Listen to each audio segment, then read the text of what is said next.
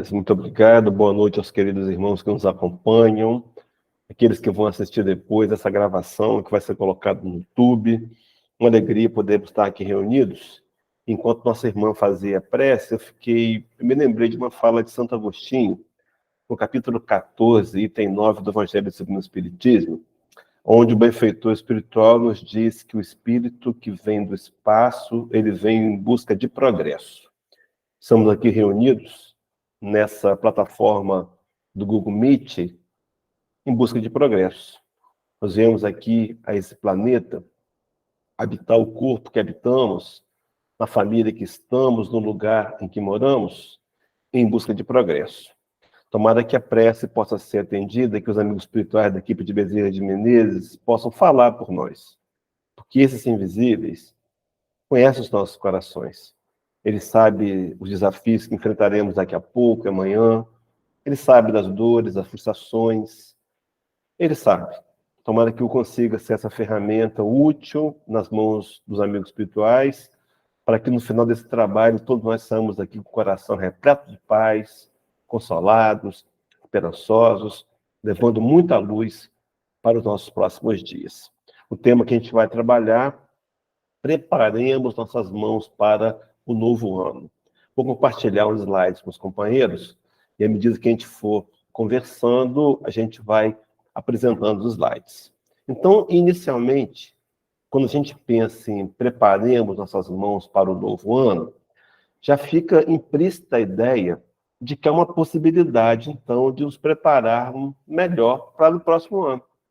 É claro que resultados da vida, em qualquer setor que seja, meus irmãos, para que eu possa pensar em qualquer tipo de êxito, seja ele profissional, seja ele espiritual, material, familiar, eu preciso de preparar. Quanto melhor eu estou preparado, mais eu consigo alcançar os objetivos.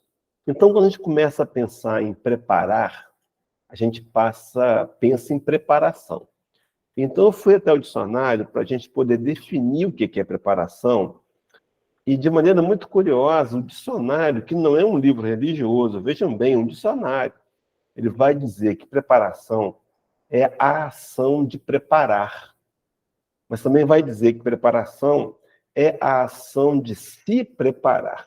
Então, o dicionário já nos abre uma porta imensa, dizendo para a gente, referindo-se a gente no processo de autopreparação. Então, nós podemos nos preparar. É claro que aqui a proposta vai muito mais além do que revelar para a gente que nós já sabemos. Podemos preparar, mas eu quero propor uma metodologia de 2 pontos fundamentais, onde a gente vai sair daqui com um conhecimento mais profundo de como será para essa preparação. Então, se eu decido me preparar, essa autopreparação é uma escolha. Nós podemos escolher nos preparar ou não. E quanto melhor, repetindo, fizermos a preparação, mais chances de ser bem-sucedidos seremos. Então, diante da escolha, eu terei que tomar algumas decisões. Será que, na verdade, eu quero me preparar, meus irmãos? A pergunta é: estamos verdadeiramente dispostos a nos preparar nossas mãos para o novo ano? Eu quero que você responda para você mesmo. É claro que você veio aqui só para isso. Nós viemos aqui para nos olhar, para nos perceber. Então, responda para você. Você está preparado? Você quer verdadeiramente, você tem disposição de se preparar para transformar 2024 num ano de sucesso e êxitos na sua história? Se a sua resposta, se a exclamação, se o ponto de interrogação virou exclamação, então vamos lá? Então vamos preparar nossas mãos para o novo ano? E a pergunta inicial é como? Como? Nós já dissemos que serão 2 pontos fundamentais, e eu vou trabalhando ao longo dessa palestra esses 2 principais pontos. Mas eu queria antes dizer para os companheiros qual vai ser a metodologia. Nós nos inspiramos na obra de Emmanuel. Eu não sei se entre nós aqui presentes, os que vão acompanhar depois no YouTube, há aqueles que gostam de artesanato, por exemplo. Todos conhecem a linguagem patchwork. Na minha adolescência, na minha infância, minha mãe fazia colcha de retalho. Aqui, então, eu quero propor uma colcha de retalho. Na verdade, a gente vai construir um manto em cima do pensamento de Emmanuel, um manto que terá 10 peças. Imaginemos cada peça com 30 centímetros por 50, um tamanho razoável. Vamos colocar a primeira fileira com 5 e 2 fileiras com 5 virarão 10. Então, o manto vai ter 1,50 m por 1 metro. É um tamanho razoável. Dá para cobrir os nossos ombros, dá para aquecer no dia do frio, dá para cobrir a cabeça, para proteger do sol, dá para até deitar sobre ele e tirar um meio cochilo. Então vamos lá. Para começarmos a construir esse manto, eu trouxe 2 primeiras peças. A primeira delas da série Fonte Viva, o livro Fonte Viva, a lição 179, e a segunda do livro Palavra de Vida Eterna, que a partir de agora recente, já faz parte da série Fonte Viva. A FEB comprou os direitos autorais desse livro e incluiu na série Fonte Viva. E a lição é 37. E, curiosamente, não por acaso, os dois textos têm o mesmo tema. E nos 2 textos, Emmanuel vai trabalhar uma mesma dinâmica. Então, o primeiro texto, Fonte Viva, reparemos nossas mãos. Então, parece que a primeira ferramenta para a gente poder nos preparar melhor para o ano novo será ter a coragem de reparar nossas mãos. Vamos lá. Emmanuel começa assim. Em toda parte, agita-se a vida humana pelas mãos que comandam e obedecem. Emmanuel faz apenas uma colocação trivial. Há momentos em que obedecemos e há momentos em que comandamos. É da vida. Não deveria nos incomodar. É preciso ser obediente, mas também, na hora de ordenar, ser coerente, sensato e equilibrado. Mas, enfim, seguindo adiante, Emmanuel vai dizer: mãos que dirigem, que constroem, que semeiam, que afagam, que ajudam e que ensinam. Então, Emmanuel traz a visão primeira das mãos que estão inclinadas ao bem. Mas ele traz um contraponto e diz: e mãos que matam, que ferem, que apedrejam, que batem, que incendeiam, que amaldiçoam. E diante da colocação dos 2 contrapontos, ele diz assim: todos possuímos nas mãos antenas vivas por onde se nos exterioriza a vida espiritual. Reflete, pois, sobre o que fazes cada dia. Então, Emmanuel dizendo para a gente que nossas mãos, que a atitude que tomamos com as mãos exterioriza a nossa realidade espiritual.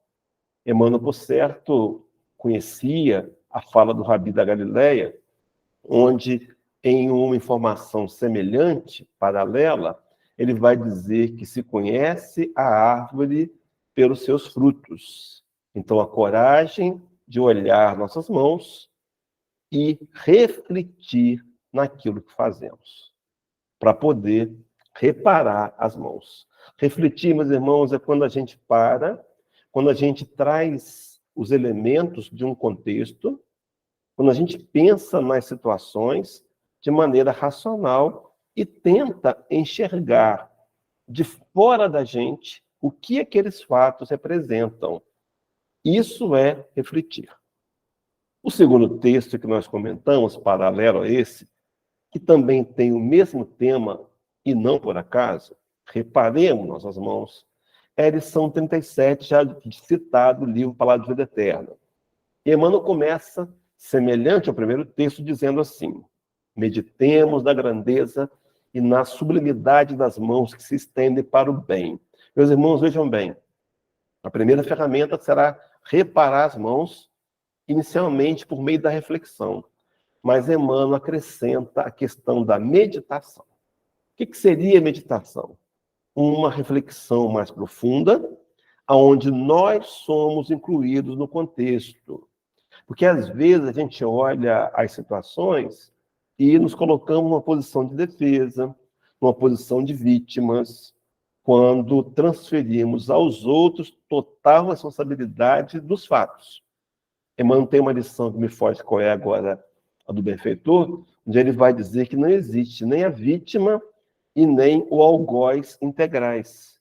Algumas vezes nós somos os algozes e outras vezes somos as vítimas. Então, a proposta de Emmanuel, para que eu possa reparar as minhas mãos, a primeira ferramenta para prepará-las para o ano novo, para o novo ano, será refletir no como eu uso as mãos e agora meditar, trazendo para a minha realidade, assumindo a minha parcela de comprometimento com a história que eu vivencio.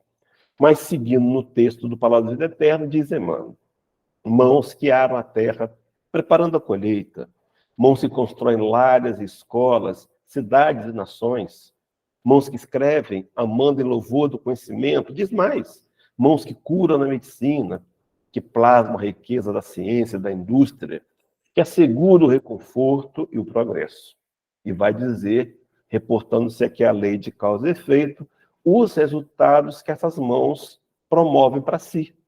Todas elas se abrem generosas na direção do infinito, gerando aperfeiçoamento e tranquilidade, reconhecimento e alegria, conjugando-se abnegadas para a extensão das bênçãos da sabedoria e de amor na obra de Deus. Então, em coerência com uma fala de João Evangelista, escrevendo a primeira carta dirigida às igrejas da Ásia Menor, ele vai dizer que aquele que ama conhece a Deus. Aquele que não ama não o conhece, porque Deus é amor. Então, todas as vezes que eu dirijo-me, que eu escolho usar as minhas mãos para beneficiar a todos, ou a maioria, quando eu escolho fazer o bem, eu estou me sintonizando com a sabedoria do amor e me inserindo diretamente na obra de Deus. No entanto, semelhante ao primeiro texto, Emmanuel traz o contraponto.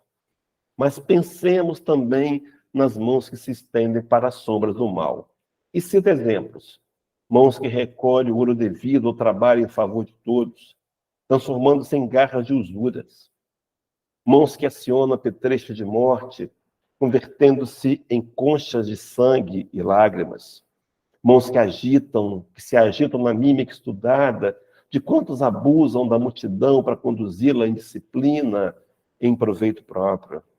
Mãos que ferem, que coagulam o fel da calúnia em forma de letras, que amaldiçoam, que envenenam, que cultuam a inércia.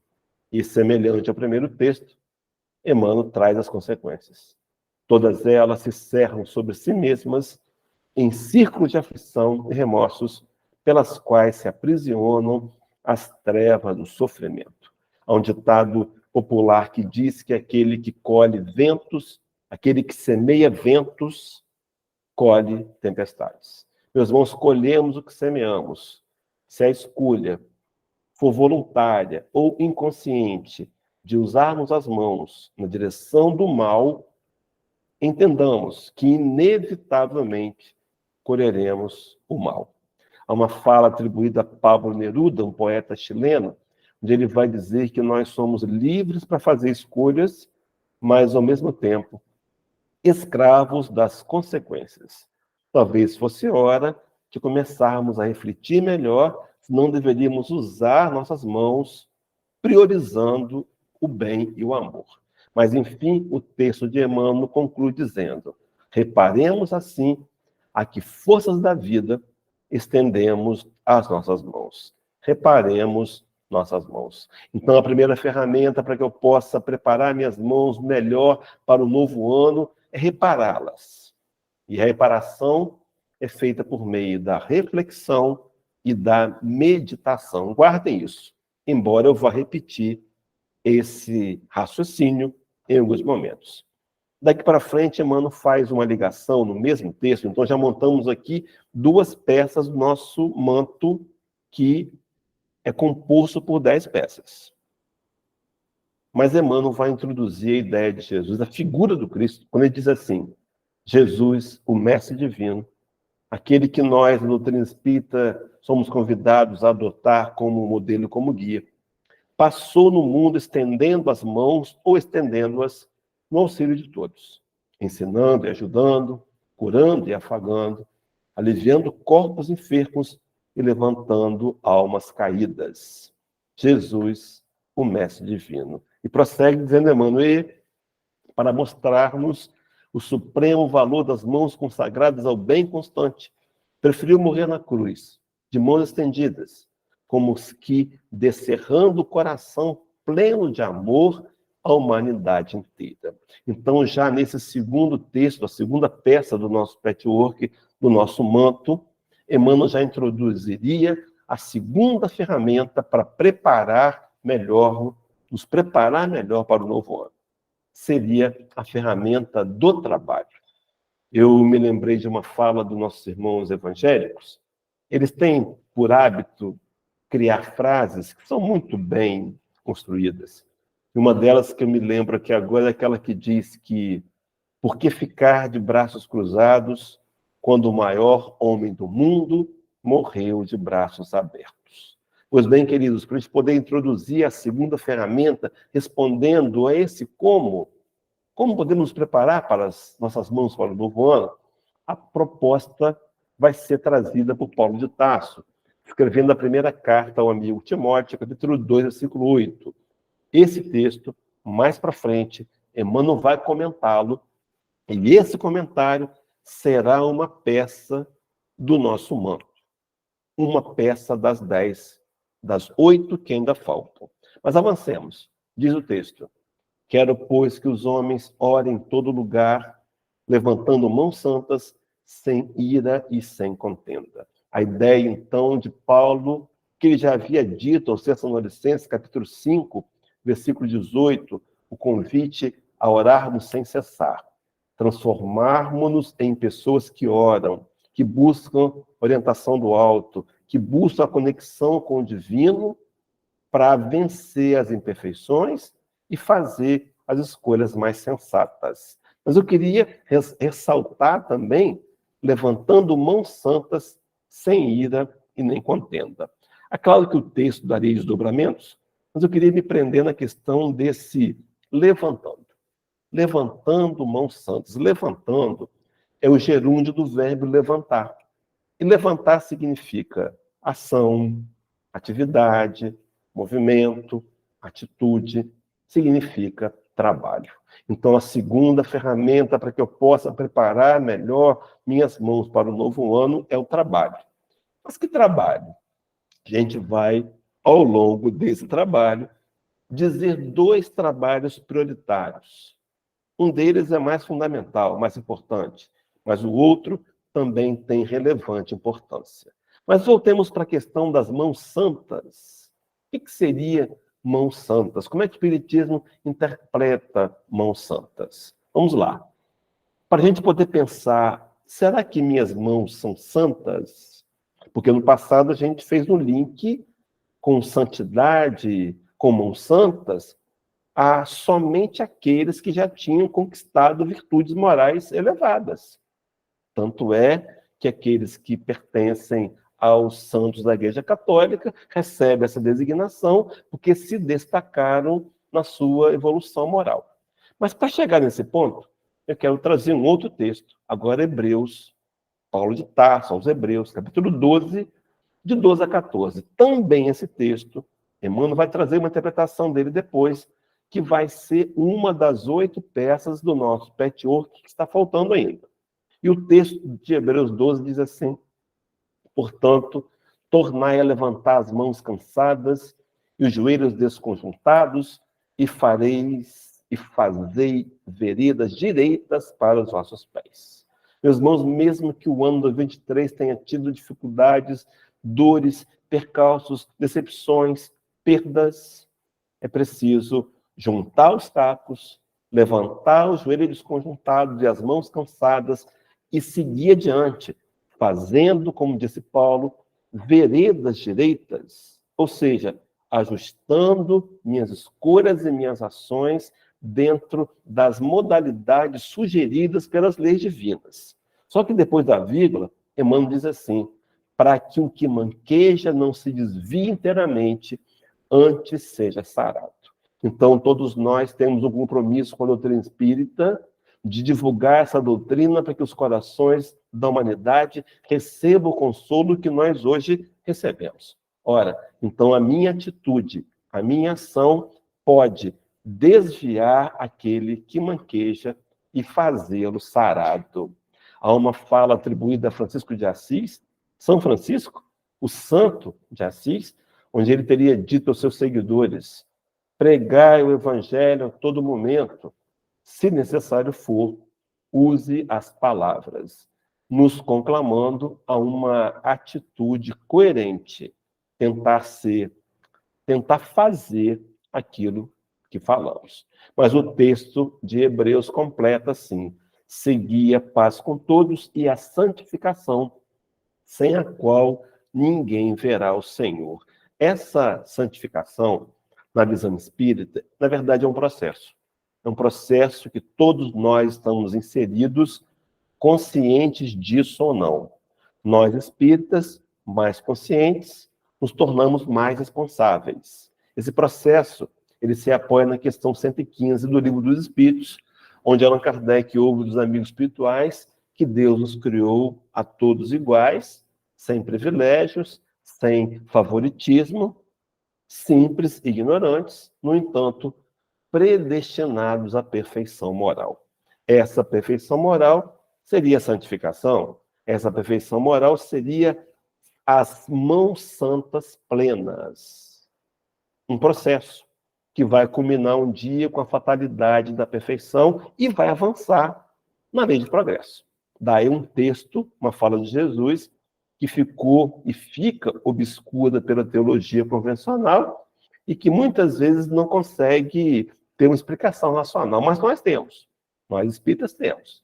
Aquela fala de João 14, versículo 12, onde está dito que um dia vós fareis as obras que eu faço e ainda as fareis maiores do que estas. Meus irmãos, um dia nós seremos um Cristo. Mas esse Cristo que nós seremos um dia passa pelas escolhas e decisões que tomamos hoje. Mas, enfim, voltando para o texto lá da primeira carta a Timóteo, capítulo 2, versículo 8, para colocarmos aqui a terceira peça de 10 peças do nosso manto que estamos construindo, diz Paulo a Timóteo: quero, pois, que os homens orem em todo lugar, levantando mãos santas, sem ira e sem contenda. Então, irmão, trabalha esse texto. Ele trabalha esse versículo no livro Pão Nosso, lição 84, levantando mãos santas, que é a terceira parte das 10 peças que formaremos o manto. E nesse comentário diz assim, o benfeitor espiritual por meio de Chico Xavier: não se referia Paulo ao ato de mãos postas que a criatura prefere sempre levar a efeito em determinados ciclos religiosos, onde, pelo artificialismo respeitável da situação, não se justificam irritações ou disputas visíveis. O apóstolo menciona a ação honesta e edificante do homem que colabora com a providência divina e reporta seu trabalho de cada dia, que se verifica nas mais recônditas regiões do planeta. Paulo, aqui, Emmanuel, exaltando a fala de Paulo, exalta a questão do trabalho de cada dia. Então, meus irmãos e minhas irmãs, o nosso ganha-pão, aquilo que fazemos para sobreviver, esse trabalho, quando feito, permeado pelo amor e pelo bem, colabora com a lei de progresso e nos insere no projeto divino de evolução. Então, guardem para mim o trabalho de cada dia. E completa o texto de Emmanuel dizendo: lendo-lhe o conselho, é razoável recordar que o homem, no esforço individualista, invariavelmente ergue as mãos na tarefa diuturna. Querendo ou não, estamos erguendo as mãos para produzir. Então, meus irmãos, esse erguer as mãos, o trabalho de cada dia, vão construir as chamadas mãos santas. Então, mãos santas não são aquelas que já se santificaram, mas são aquelas que se oferecem para fazer o bem. Queridos e queridas do SEBEM de Juiz de Fora, será que nós estamos usando nossas mãos em benefício de todos? Pois bem, há uma fala do Cristo, no capítulo 9 do Evangelho de Lucas, versículo 62, onde ele teria afirmado que, disse-lhe Jesus, ninguém que lança a mão do arado e olha para trás é apto para o reino de Deus. Meus irmãos, o que seria lançar a mão do arado e olhar para trás? A gente podia fazer aqui duas interpretações, pelo menos duas. A primeira delas, talvez a mais comum, quando a gente, de posse do conhecimento espírita, já sabemos que há lugares, que há situações, que há fatos históricos da vida que nós não podemos mais partilhar. Então, quando a gente toma essa decisão racional, e muitas vezes olhamos para trás com um certo glamour, uma certa saudade. Isso é olhar para trás. E isso é deixar o arado. E isso é, de alguma maneira, mostrar o quanto ainda nos falta amadurecimento. Mas há uma outra proposta interpretatória, aquela que diz respeito, quando nós já estivemos defronte das lides espíritas, trabalhando na causa do Senhor, e por alguma razão qualquer, um melindre, uma briga, uma discussão, um desentendimento, nós abandonamos a casa ou a causa. Isso é olhar para trás. Talvez seja a hora de começarmos a repensar se entre nós há alguns que estão nessa condição, ou os que acompanham pelo YouTube já passaram por isso. É hora de voltar, meus irmãos, é hora de voltar a ser força ativa para auxiliar o Senhor na transformação do nosso planeta no mundo regenerado, trazendo o conhecimento que não nos foi dado por acaso, o conhecimento do Espiritismo. Mas avançando, meus irmãos, então, para introduzir a quarta peça de 10, Emmanuel trabalha esse texto no livro Pão Nosso, lição 3, que tem como título o arado. Emmanuel diz assim: é necessário, pois, que o discípulo sincero tome lições com o divino cultivador, abraçando-se ao arado da responsabilidade, na luta edificante, sem dele retirar as mãos, de modo a evitar prejuízos graves à terra de si mesma. Emmanuel nos convida a ir além, a abraçar o arado, tomando lições com o divino cultivador. Reporta-se mais uma vez, nas entrelinhas, aos resultados das escolhas que fazemos. Muitas delas levianas, porque escolhemos voluntariamente o erro, e, inevitavelmente, a colheita do erro voluntário será mais grave, mais intensamente grave do que a colheita involuntária daqueles erros que cometemos por imperfeição. Mas, enfim, lembrando e avançando na proposta, preparemos nossas mãos para o novo ano. Então, depois de 4 partes do nosso manto, introduçamos a quinta parte, livro Fonte Viva, lição 167, com o título Observemo-nos. Então, até aqui, para preparar as mãos para o novo ano, eu preciso repará-las por meio da reflexão e da meditação. Mas eu tenho que me oferecer ao trabalho. O primeiro imperioso trabalho, a construção das virtudes morais em nossos corações. E o trabalho secundário, também importante, aquela missão do Cristo nos passada quando nos disse, em Mateus 28 e Marcos 16, ide por todo mundo, pregai o evangelho a toda criatura. O primeiro e principal trabalho dentro de nós. Observe, então, a fala de Emmanuel, meus irmãos, nos colocando em xeque.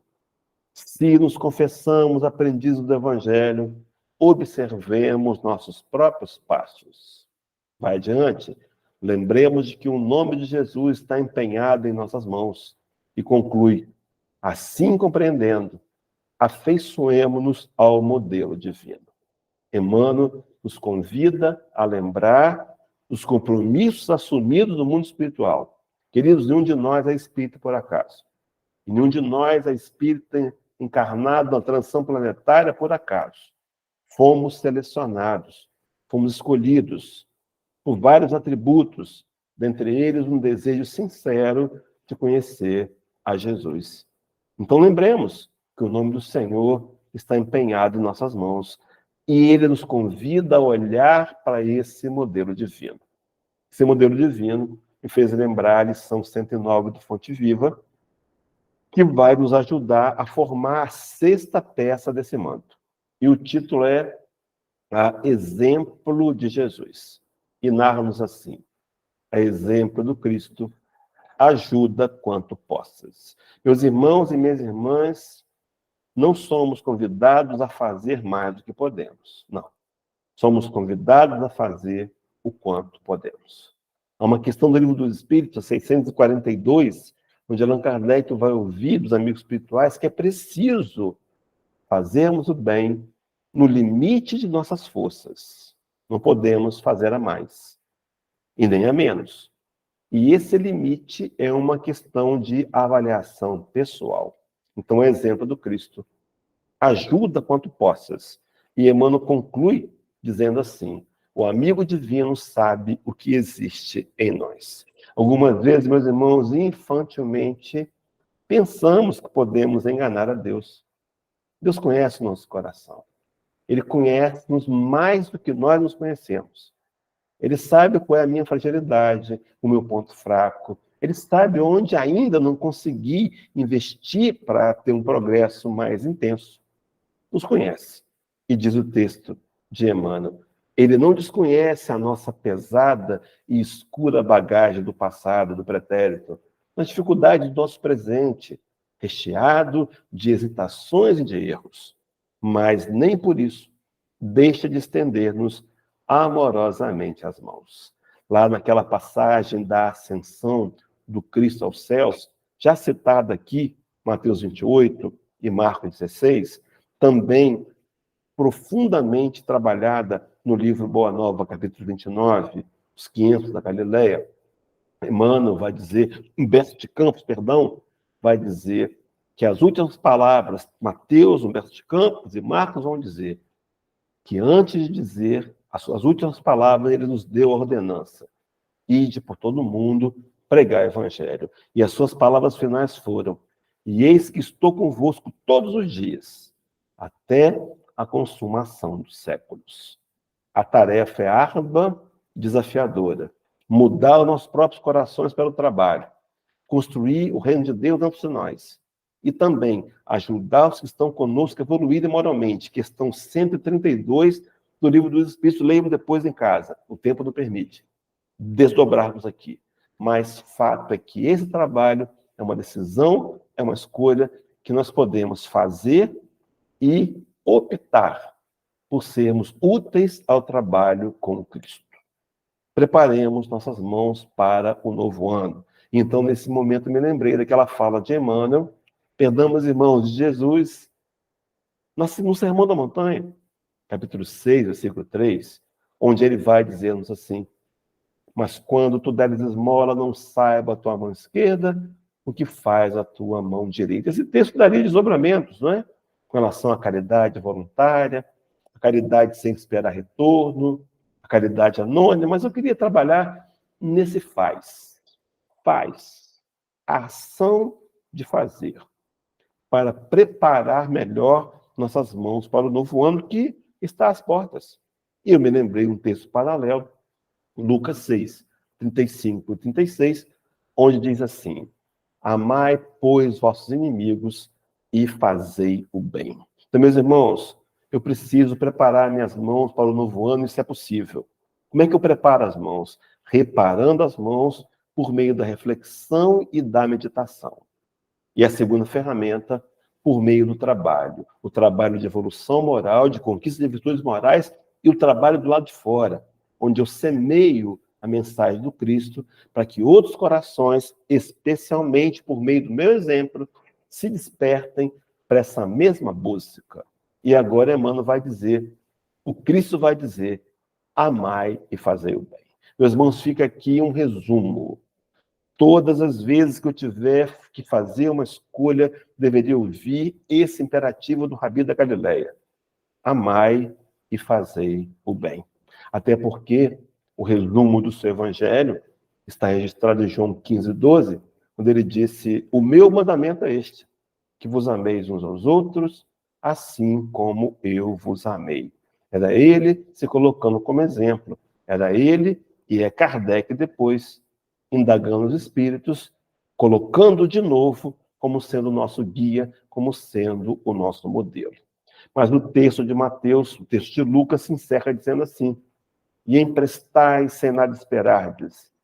Será grande o vosso galardão, e sereis filhos do Altíssimo, porque ele é benigno até para com os ingratos e maus. E conclui assim: sede, pois, misericordiosos, como também o vosso Pai é misericordioso. Era o Rabi relembrando nisso, relembrando nos primórdios da grande lei de causa e efeito.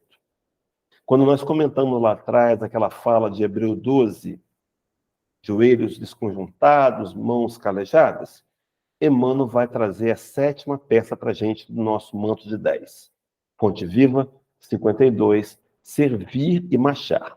E diz assim, com base naquele texto: movimenta as mãos cansadas para o trabalho e ergue os joelhos desconjuntados. Meus irmãos, mãos cansadas, novamente movimentadas para o trabalho dentro de mim e fora da gente. Eu trabalho na casa espírita, trabalho através da internet, o trabalho presencial, o trabalho das doações, mas segue dizendo, na certeza de que, para a obtenção da melhor parte da vida, Emmanuel diz assim, é preciso servir e marchar incessantemente. Meus irmãos, o trabalho não pode cessar.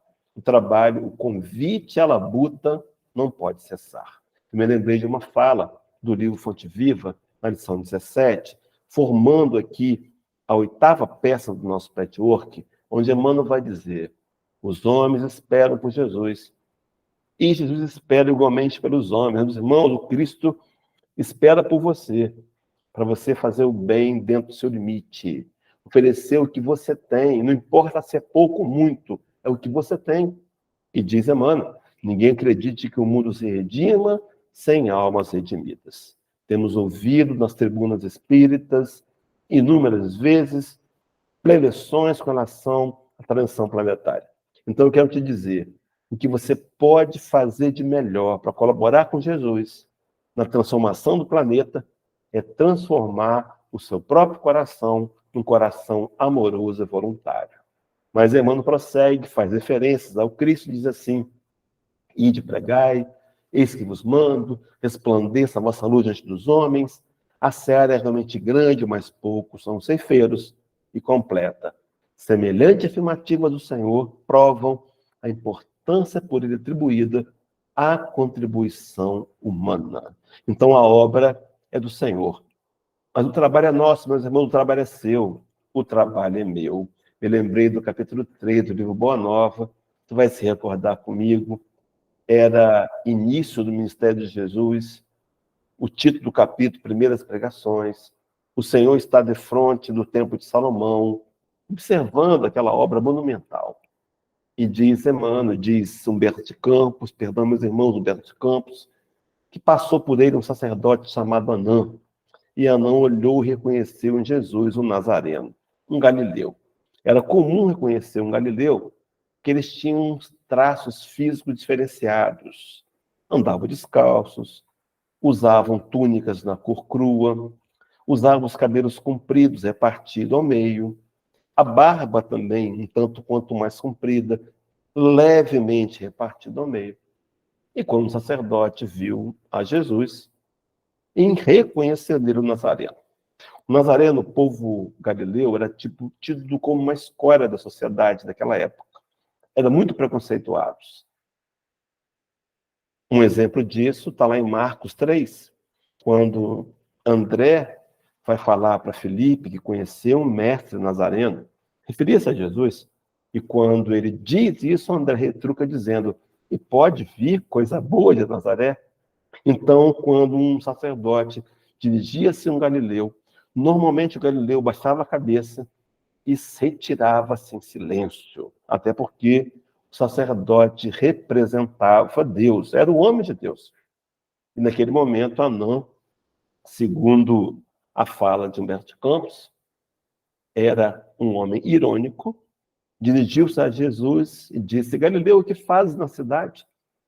Não esperava a resposta, mas ele ouve uma resposta excepcional.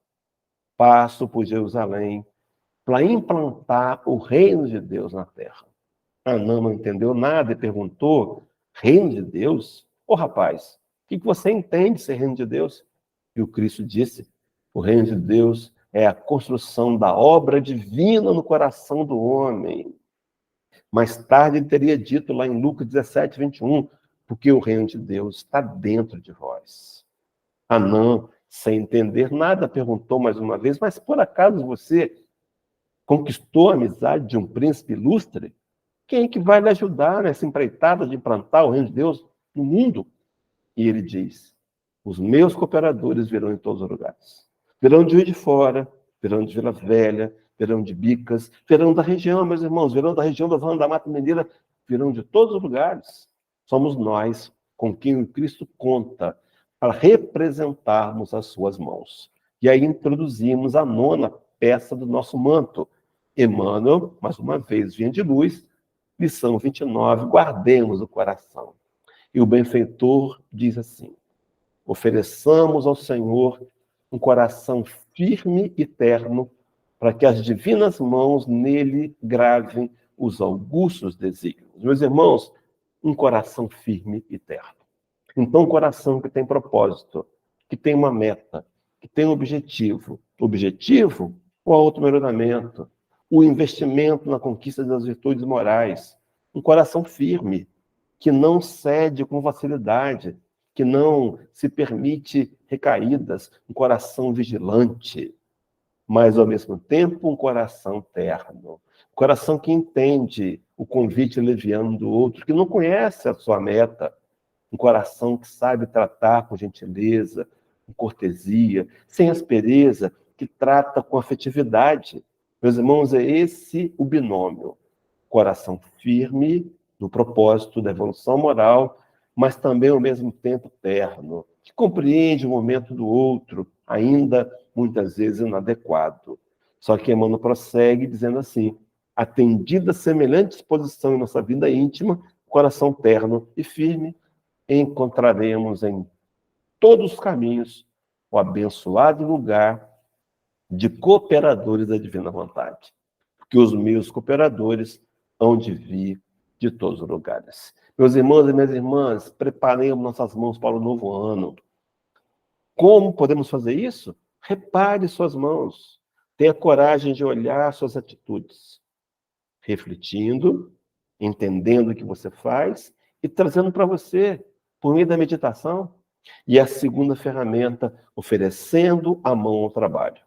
As mãos ao trabalho. Primeiro, o trabalho de construção de virtudes morais nós mesmos. No segundo momento, o trabalho de divulgação, de expansão do reino de Deus. Sempre, meus irmãos, amando e fazendo bem. Há uma fala de Emmanuel no livro Estude Viva, na lição de número 40. Traz como título a lição: Estude e Viva. Estude e viva. E Emmanuel vai dizer que o Espiritismo solicita uma espécie permanente de caridade. A caridade da sua própria divulgação.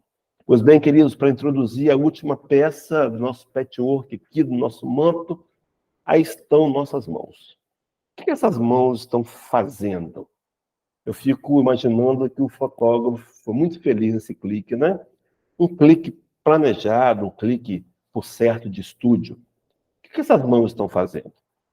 No primeiro momento, nos vem a ideia de estar pedindo luz. Sim, peçamos luz ao Mestre. Peçamos que Ele nos encha dessa luz, que nos livre da cegueira do materialismo, que nos faça ver o que de fato é importante na nossa história de espíritos reencarnantes que viemos em busca de progresso. Mas também a gente poderia pensar em mãos oferecendo luz. Sim, luz ainda frágeis, parcas, mas que já trazemos nos nossos corações. Daí Jesus ter dito lá no Sermão da Montanha, capítulo 5, versículo 14, onde ele vai dizer: vós sois a luz do mundo. Ele já nos afirmava que, embora imperfeitos, sem as mãos plenamente santas, somos a luz do mundo. E ele prossegue dizendo, ninguém acende uma lâmpada e bota debaixo do alqueire. O alqueire, meus irmãos, era um cesto de madeira que era utilizado para medir grãos. Ninguém acende um lampião e bota debaixo do alqueire, mas coloca no velador, para que todos vejam as vossas boas obras e glorifique o vosso Pai que está nos céus. Será que nós temos feito boas obras que glorificam a Deus? Mais tarde, Allan Kardec, inspirado também nesse texto, iria criar o nosso lema, inspirado em Paulo Apóstolo, capítulo 15 do Evangelho segundo o Espiritismo, inspirado em Cáritas e em Santo Agostinho, capítulo 14 do Evangelho segundo o Espiritismo, e dizer que fora da caridade não há salvação. São nossas mãos, meus irmãos, que vão representar as mãos do Divino Mestre. Somos nós. E Emmanuel traz a última peça do nosso patchwork, capítulo de número 148 do livro Vinha de Luz, com o título Membros Divinos. E ele diz assim, onde estivermos, atendamos ao impositivo de nossas tarefas, convencidos de que nossas mãos substituem as do celeste trabalhador, embora em condição precária. O Senhor age em nós, a favor de nós. Meus irmãos, nossas mãos substituem, representam as mãos de Jesus. Os que me conhecem de outras lives, né, de outros programas, vão se recordar que eu já contei aqui que eu venho de uma religião evangélica na minha adolescência, na minha juventude. E eu era da Igreja Batista, e naquela época que eu militava naquelas fileiras, que muito contribuíram para o que eu conheço hoje, havia muitos músicos, muitos cantores. Eu me lembro de um deles, chamava Luiz de Carvalho. Ele tinha uma canção que se reportava ao uso das mãos. Vou ousar cantar aqui, meus irmãos, um pedacinho só. Não nos desarmonizemos com a minha canção. Mas ele cantava assim. Estas mãos que Deus me deu foram feitas para servir o vizinho ao lado meu, que não sabe mais sorrir. E através das minhas mãos eu pretendo lhe mostrar o sorriso de Jesus. Que a gente saia daqui, queridos, com essa proposta de compreender que nós podemos nos preparar melhor para o novo ano, reparando nossas mãos por meio da reflexão e da meditação, oferecendo ao trabalho, começando pelo trabalho de construir virtudes morais nós mesmos e usar dessas virtudes como exemplo para influenciar outros, para que busquem também evolução, sempre por meio do amar e fazer o bem, para que nossas mãos sejam as mãos de Jesus. E agora, meus irmãos, esse manto que nós construímos, vamos levá-lo para 2024? Então, na hora que a dificuldade nos bater a porta, lembramos dele, nos cobramos com ele, lembrando que ele pode ser parte do manto santo de Jesus. Quando a dificuldade, quando o problema grave ou médio ou não tão grave nos requisitar uma posição adequada, lembremos do manto. Façamos do manto um talismã sagrado.